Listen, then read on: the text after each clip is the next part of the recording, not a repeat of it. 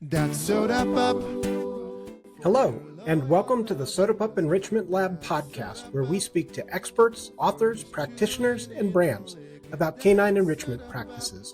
Join us as we learn from our guests how to help our dogs lead a happier, healthier, and more enriched life. And now, here's your host, Chris Chandler.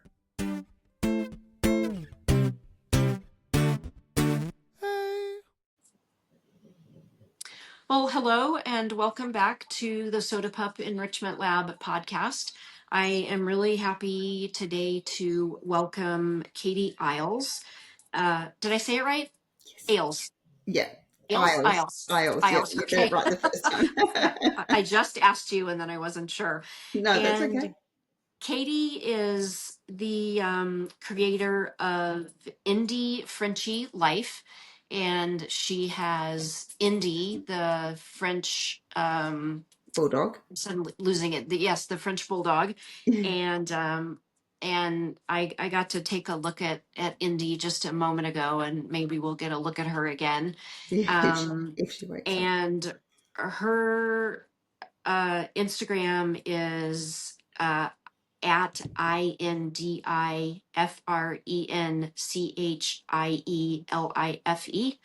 And we'll put all her contact information in the show notes. I just want to welcome you and give you a little bit of a chance to introduce yourself. Maybe just tell us, just to start out, a little bit about where you are and where you're from, and maybe a little bit about Indi, Yep. and then we'll get started. Awesome. So I'm Katie, and I run the account Indi Frenchie Life. I live in northern New South Wales, Australia. We're about 2 hours from the Gold Coast, an hour from Byron Bay, if anyone's heard of those sorts of areas. We live on a 100-acre property, have a few horses as well. A couple of kids at home still. And it's just me and my husband.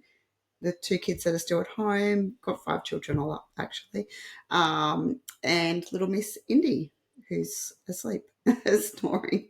Gosh, I can't think what else to say. That's okay. That's great. Yep, How excellent. old is Indi? Indi is turning 4 in May. Yeah, she'll be 4 in May. It's scary to think that she's already 4. I know. Yeah. I know. We have a dog that's 9.5, and then we have a 10-month-old puppy who's pretty new to us. We've only had her for a couple months, and I have to confess that I am doing this podcast and I'm home alone with a puppy. So if you see a little black head popping up, that's what I'm dealing with right now. What But breed of puppy? She is half Australian Shepherd, and she's some Australian Shepherd and some miniature Australian Shepherd, and then she's about a quarter Lab, a quarter Vizsla, and she's got a little bit of German short-haired pointer in her. So she's a nice little mix. Yeah, she is. Yeah, nice, lovely. Definitely. Yeah. Nice.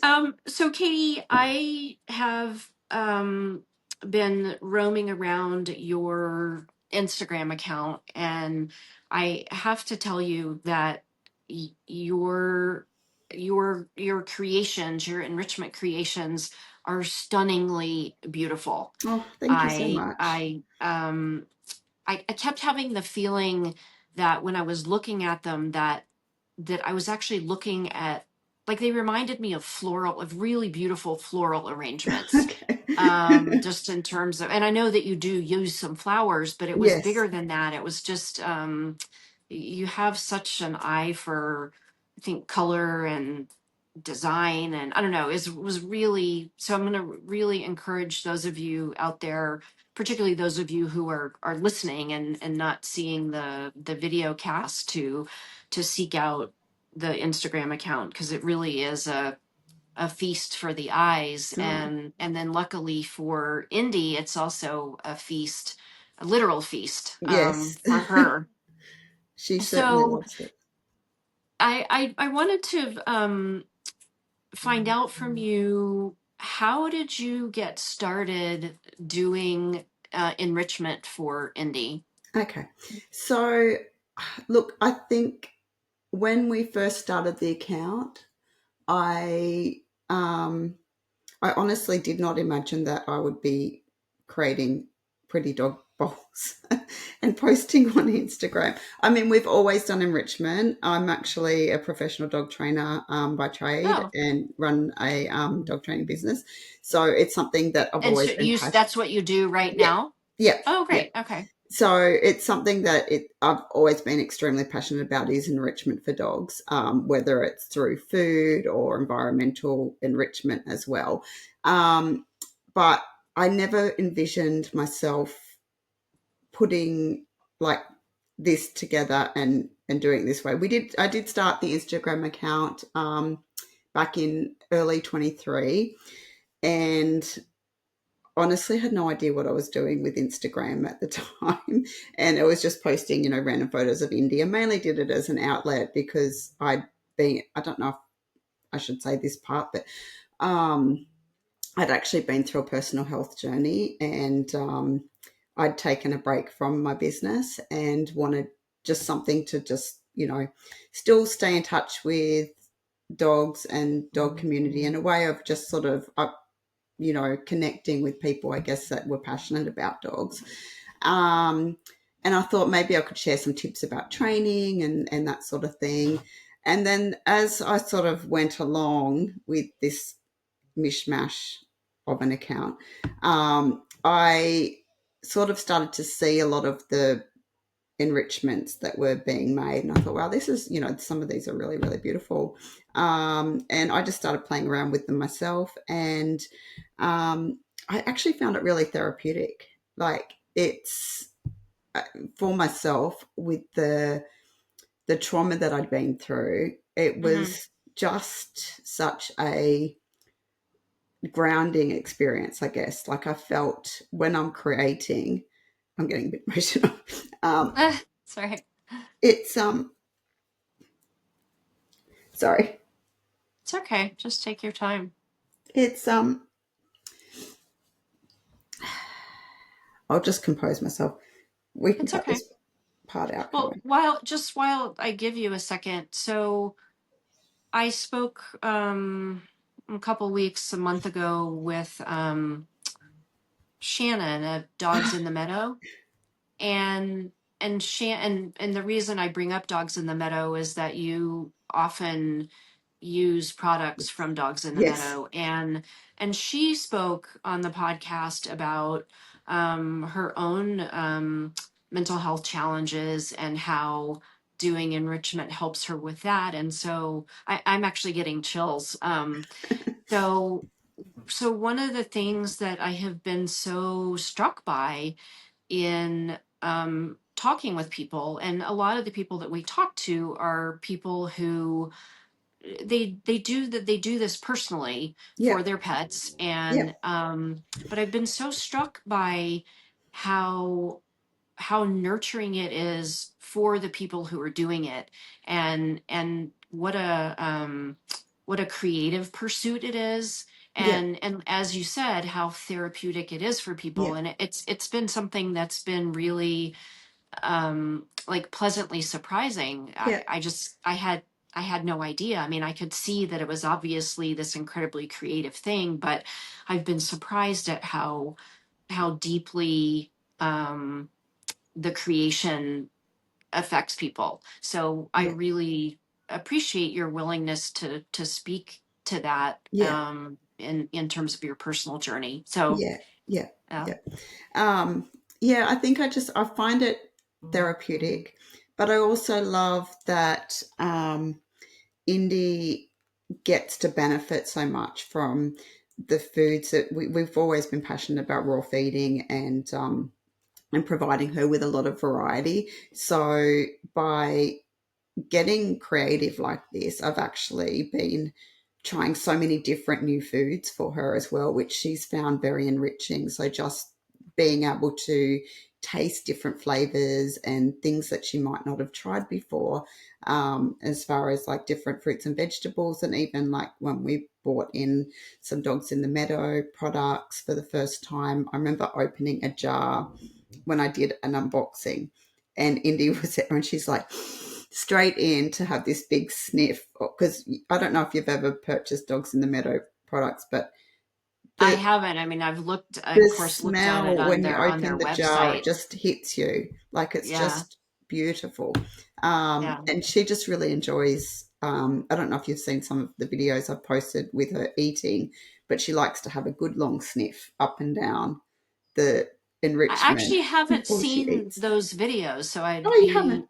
I want to look at those. No, I've seen, I guess mostly what I have seen are the still Yeah, photos, but yeah, I'll have to we do search a out lot a of video stills. of I think her. we did one with a honey pot where she was eating it. But I do need to, I'd like to get into doing a few more reels and building the enrichments, but it's sort of, the videos are intimidating. I find that really intimidating. And yeah. But yeah, so we've been doing a lot of stills, and I've just started just playing around with a couple of reels here and there and just seeing Uh-huh. how that goes. But yeah, it's been. So, um, tell us about some of the products or the items that you use in um, creating your enrichment Yep. for Indie.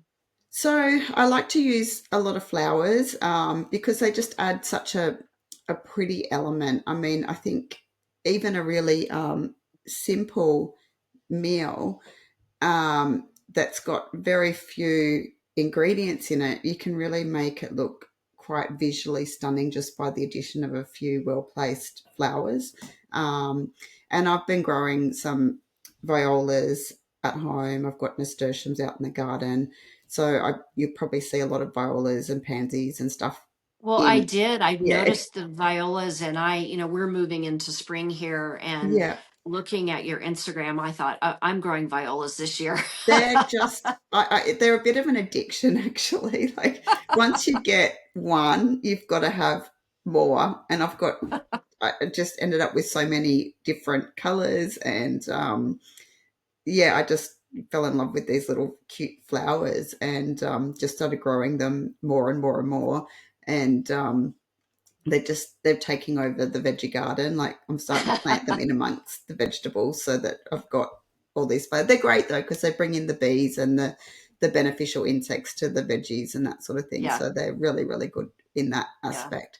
So we use a lot of flowers, and then I really do like to use a lot of fresh ingredients. So whether it's a pre-made raw, which we do use a lot of if I'm time poor, and some DIY raw food as well, where I put together with the muscle meat and the bone and the organs, and then add the plant matter to that. Um, I grow some cucumbers at home when it's the right season, so I often have a lot of cucumber in her meals because we do have it out in the veggie garden. Hmm. Um, we do have some strawberries here. They don't grow very well at the moment, so we don't have a lot of those.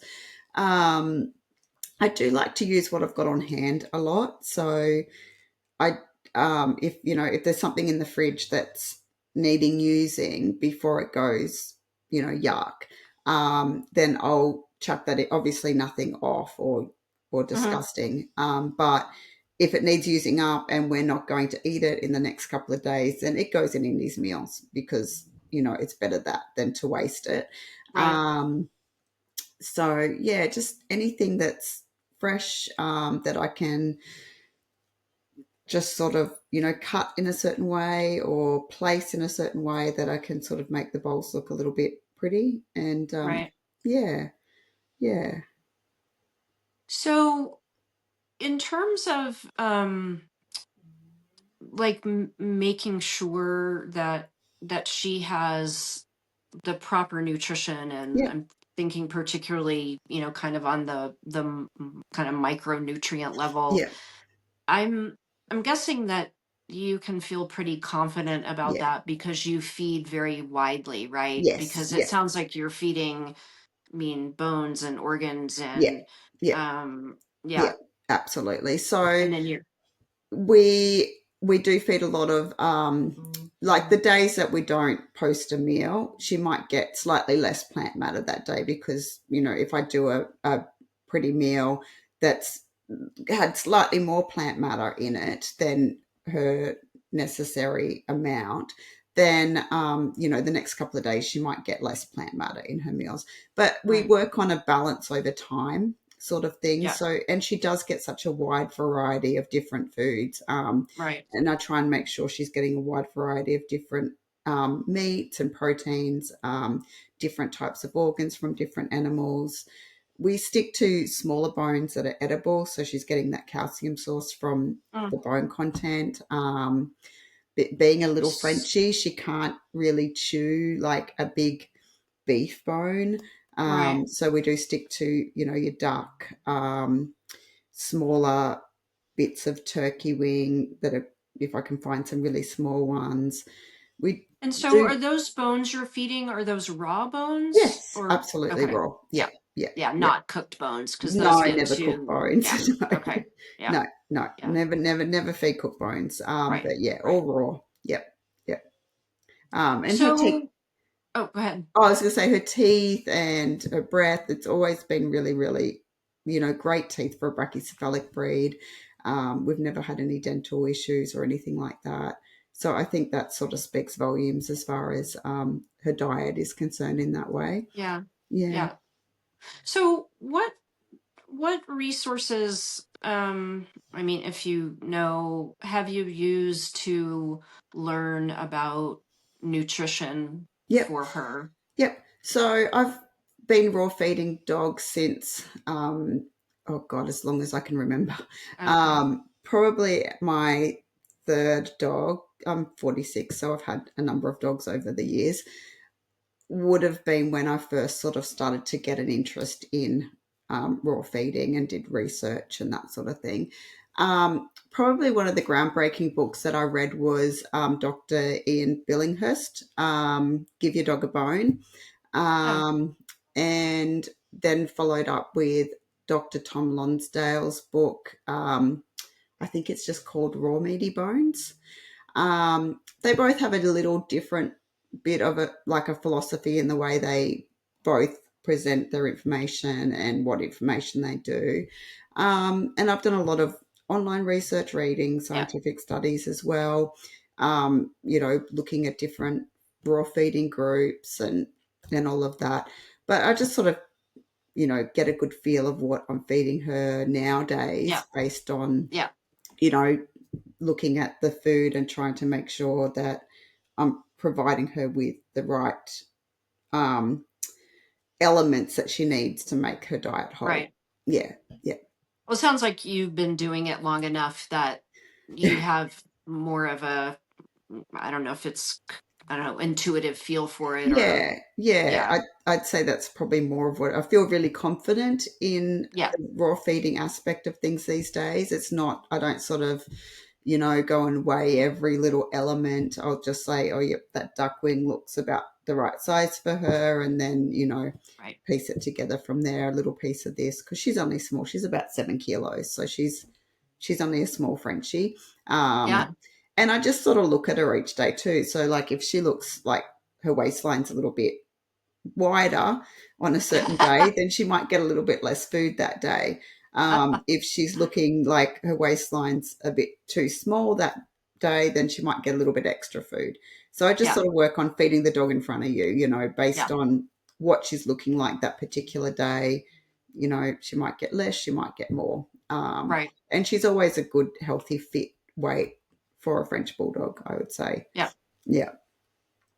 So do you, have you in the past or do you now, like, do you have other sort of artistic or creative outlets? Um, Because I just can't, I just look at your stuff and it, again, it's like, it's like floral arranging with food or something like that. It's really hard to describe, but it really is incredibly beautiful. wow. And I love the way that you describe how, and this kind of feeds into maybe the next question, so maybe we can put it all together, how you describe sometimes where your inspiration comes from. I mean, maybe it's a holiday or maybe it's a kind of a gray cold day, and Yeah. so I'm just curious about where your ideas come from. Oh, look, sometimes it's just like I'll just grab a bowl and like stare at it for 10 minutes, and then I'll start putting, like, I'll put the meat in, and then I'll think, oh God, what have I got in the fridge? What am I going to put in this bowl to make it look good? And then I'll just like, and this is probably why I don't do reels, because I could spend so long just running back and forth to the fridge to get more ingredients. I rarely plan unless it's like, I think Valentine's Day, or, like an event coming up. I've done a couple of things, but I don't, other than knowing that I want to make something that looks sort of Valentine's-y or sort of Halloween-y or sort of Christmassy, and it's more usually about the colors. Mm, Sometimes it's like I'll walk out in the garden and there'll be this most beautiful flower in bloom that I think I've got to use that now, because tomorrow it's going to be past its, prettiness. It'll be mm-hmm. faded, and then I'll sort of plant the bowl around that particular flower in some way, or use other elements that I feel might go with it.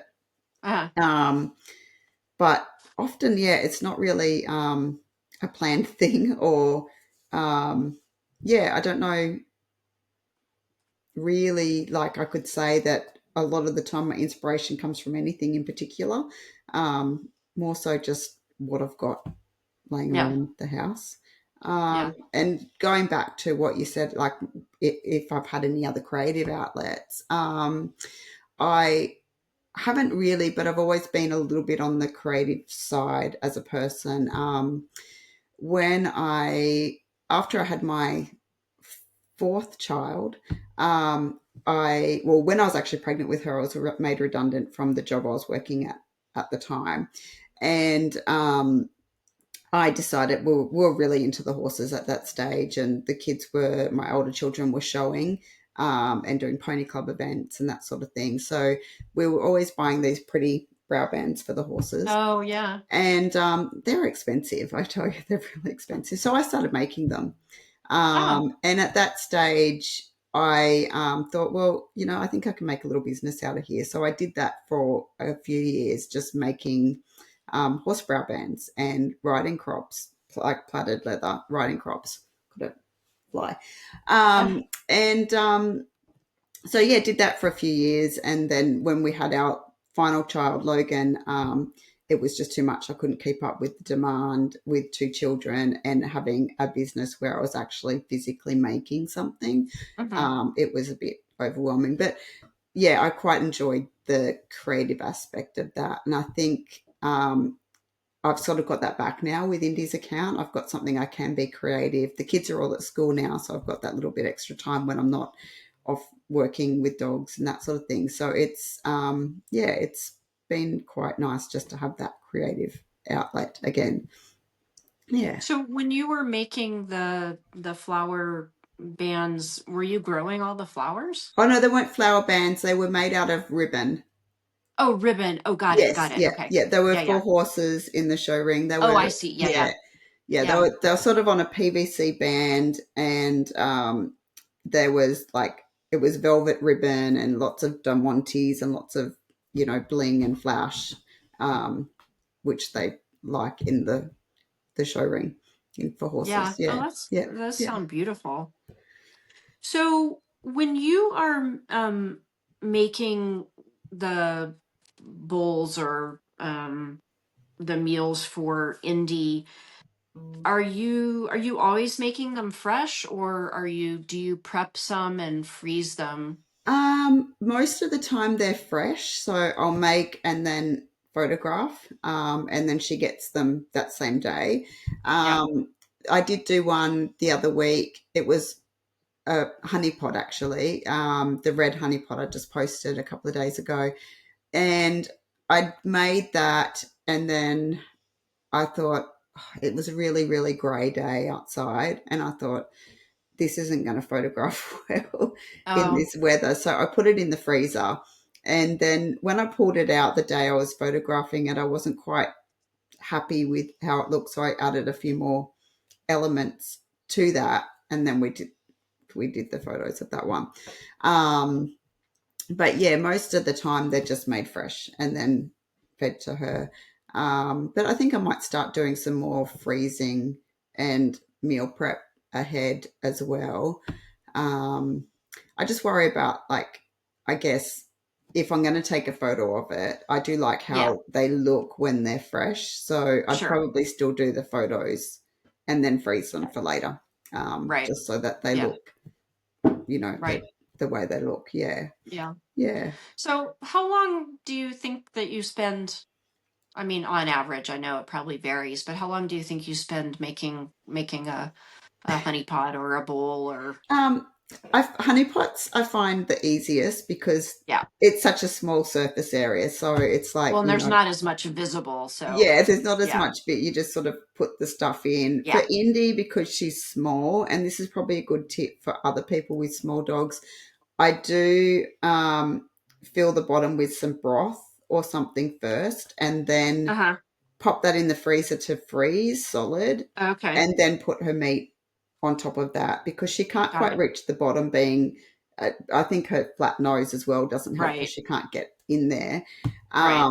So I find if I about a quarter to a half fill with broth and freeze and then put the meat on top, that works really, really well for her as well.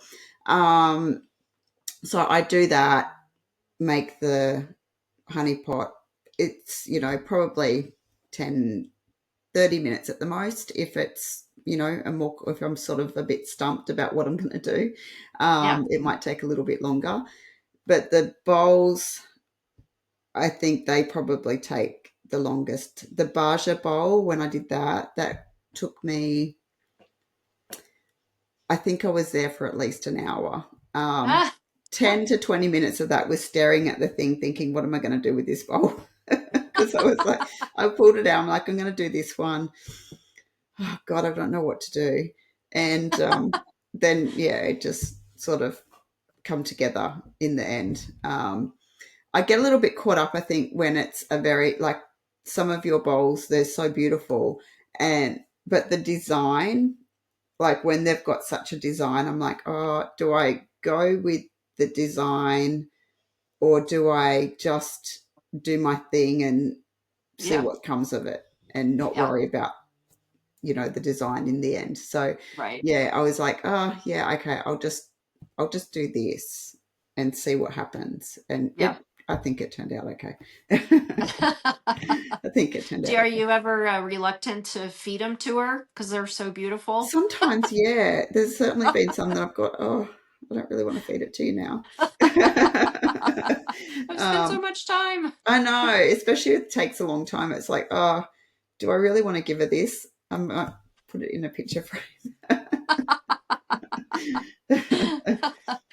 um, are your kids ever interested in making bowls or Yeah, I have things for done a her? couple, or I've done one with Isabella, my daughter. She's just turned 12. She's in high school. She just turned 12. She's 12 and a half now.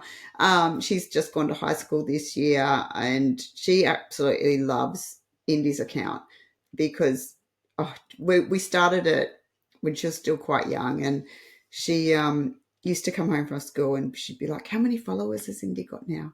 She gets Oh, so excited about that aspect of it.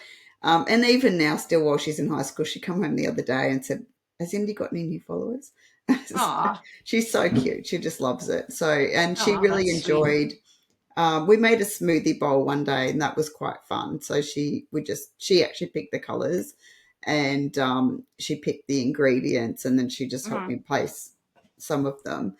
But most of the time, she prefers to sit in a room and listen to Eminem. That's her favorite favorite artist. So That's good. That's a good yeah, teenage thing to do. Listen yeah, to your yeah. favorite music. That's it. So when you mentioned making your own raw food. So when you make your own raw, is there a particular thing that you do, or do you No, just use different just ingredients? different ingredients. So it's just, might get some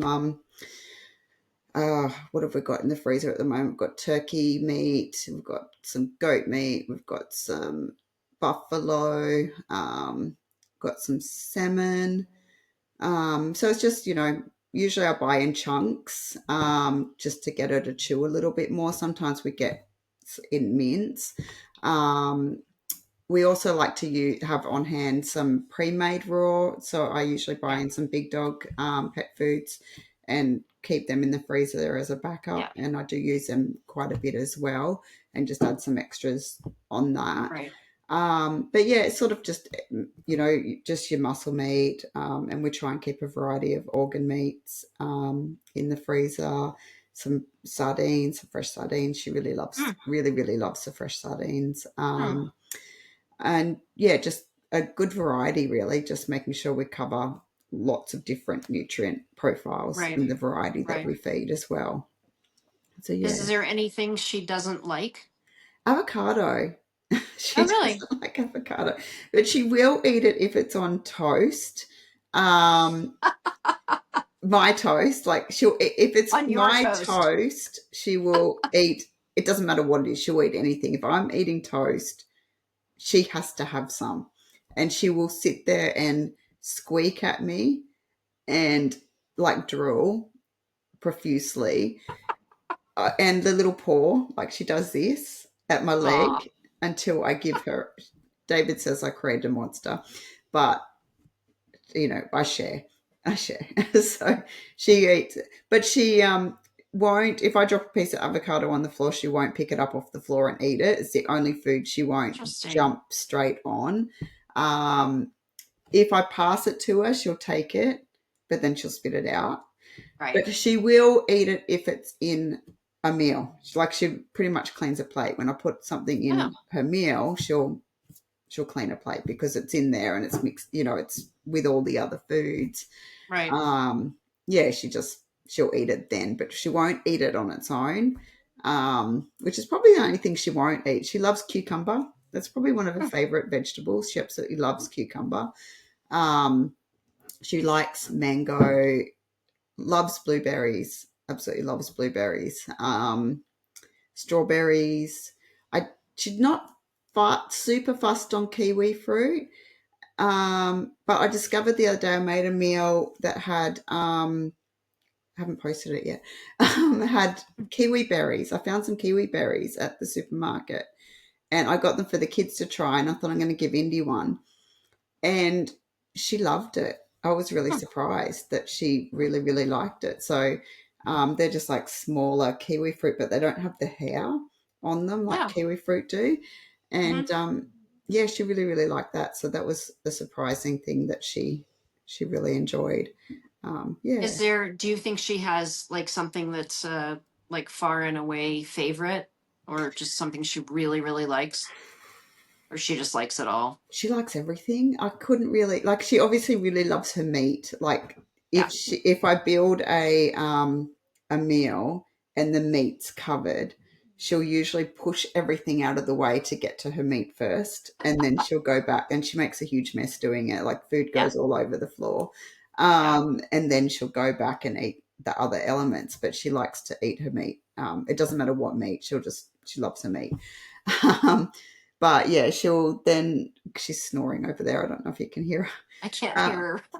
She, yeah, she really loves the meat, but I think definitely cucumber, as far as vegetables are concerned, are probably a number one favorite. And I don't know if it's the moisture content in them or the little bit of crunch that they Hmm. offer, but she does really, really love cucumber. Um, I think for Indy that her love of different foods come from when she was a puppy. She'd always be at my feet in the kitchen when I was preparing meals or making a smoothie or, just anytime I was in the kitchen. So I always used to give a little taste of food Yeah. when she was a little puppy. Didn't matter what it was, if it was a piece of cucumber, I was making a salad, Yeah. some mango or banana or blueberries when I was making a smoothie. She always got little pieces of something. So she will eat a wide variety of Yeah. foods, I think, because Yeah. of that. She's not a fussy dog at all. Yeah. Yeah, Yeah. so I think my advice to people when they get a puppy, if they want to introduce fruits and vegetables, do it while they're very young. Oh, Um, yeah. yeah, sort of between the 8 to 12 weeks when they're in that early socialization period. I think Yeah. the best time, just to get Yeah. them acclimatized to those different tastes, because it's like anything with socialization as well. If they don't experience it when they're in that innate learning period, they're much less likely to accept it when they're older. Yeah. If they experience it when they're young and they like it and they find it enjoyable and you make it fun, then they're much more likely to go, oh, this is actually good and positive when they're an older dog as well. So yeah, Yeah. just little tip. It's been really interesting with the puppy that we have now, because our older dog has almost kind of always been sort of inherently suspicious of new foods. Ah, And the puppy that we have now, I mean, there are some things, I mean, at least so far, that she won't eat, but she will eat so many more things yeah, than our other dog will. And so it has been fun for me to yeah, start doing more enrichment, food enrichment with her, because my other dog just oftentimes is not interested. ah, And so to start discovering what kinds of things she will eat yeah, has been really fun. yeah, nice. Yeah, yeah, and she will eat. There are definitely some fruits that she will eat. She's not super keen on strawberries yet. Yeah, It may be just having a little more exposure, but yeah, we're, yeah. yeah, starting to learn what's Absolutely, appealing to her. Yeah. absolutely. Yeah, yeah, yeah. So do you do your own photography as well? Yes, yes, yeah, yeah. Like as in taking photos of the food. Yes, definitely. I just use my smartphone, Uh-huh. and I set up. I just use a tripod to make sure everything's very still. Right. Um, if the lighting's not great, I do use Lightroom. I've worked out how to use a bit of Lightroom to edit and make the Oh. photos, a little bit brighter if they need to, remove the Hmm. shadows if need be. But yeah, so just I don't have any fancy equipment, just my smartphone. And yeah, just make sure it's as best lighting as I can find. So as close to a window as possible. I Yeah. much prefer natural light. So if I can get close enough to a window, and luckily our dining table, which is the marble table that we Oh. have as the background, which I quite like, is close to a window. So that gives a lot of natural light as long as it's a nice day. Today's not Right. great. Um, it gives a lot of nice natural light. And then the shots with Indi in it are on our front veranda, which is a semi-enclosed veranda. Hmm. The lighting out there is reasonably good. It's not probably as nice as the dining room for some reason, even though it's inside. Hmm. But it's still reasonably good on there as well. So Yeah. yeah, just try and make use of natural light and the equipment that I have on hand. So I use a tripod. That way I've got hands free if I need them, and Yeah. it keeps it nice and steady, so that you don't get any blurring or anything like that as well. Yeah. So is Indy impatient for her meal when you're she, doing the photography? she can be. We did do a little bit of training. We've done a lot of training actually on staying and waiting, so that we can get the photos. But every now and then she's like, I can smell that. I just want to have a taste. So but she's pretty good now. Most of the time, she'll hold her stay if I remember to tell her to stay. Yes. Um, but yeah, and she's quite photogenic. She's getting into the routine of it now, and she's like, oh, we're doing that again. And I think she's worked out the quicker she like stays still and waits, the quicker she gets to the food. So Yeah. if I stand here and if I do this, she puts her chin down on the ground. I quite like that pose where Aw. she does that. It's quite cute. So she'll put her Aw. chin down on the ground and pulls like this sad face. Making me wait. Yeah. um, or if she looks at the camera and shows her ears up and Aw. but yeah, she knows how to work the camera. I think she's quite clever in that way. She's a bit of Aw, a that's so poser. great. Yeah. Yeah. So, excuse me. You're right. Is there anything that you would want people to know about enrichment? Just if you could pass things on to people. Oh gosh. It's just so important. I can't emphasize enough whether you've got a little lap dog, even Frenchies like Indi, who she sleeps a lot, but it's something that you can't underestimate the value of enrichment for dogs. I see so many dogs that miss out on that enrichment, and the consequences can be quite severe for some dogs as well. You've got to think about what a dog does, or they're just the way a dog is wired to Hmm. operate. They're scavengers and hunters, so being able to provide them something that they can use some of those natural instincts is just so important for their mental health and well-being. Yeah. And the value of enrichment for behavior is just so important. So even it doesn't have to be pretty. Obviously it doesn't have to be pretty.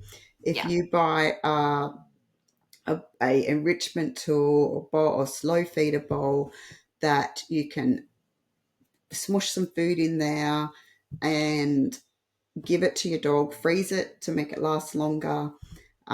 Even if you grab a handful of dry food or treats and scatter them in the yard so that they can Hmm. go and sniff them out. Hide treats around the house. We love playing that game.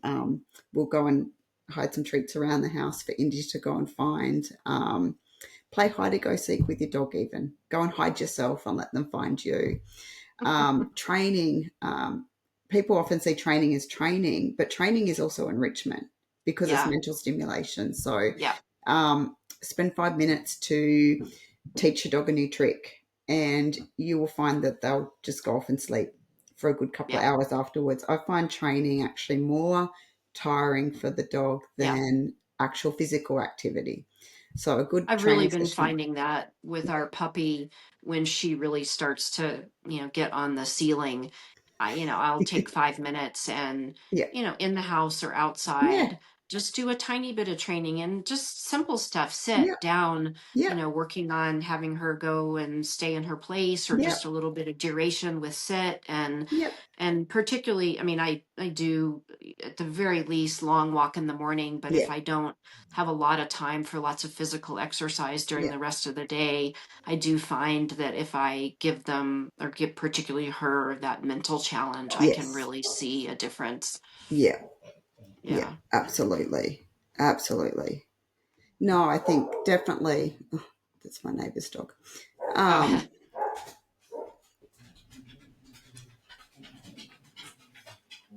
Definitely, you need to. I'll just wait for that dog to stop.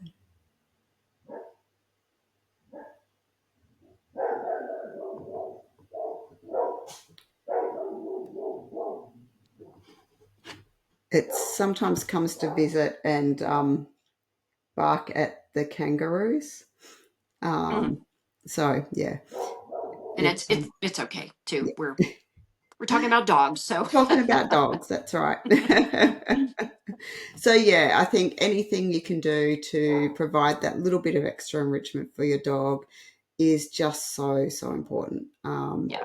Yeah, yeah, I can't emphasize that enough.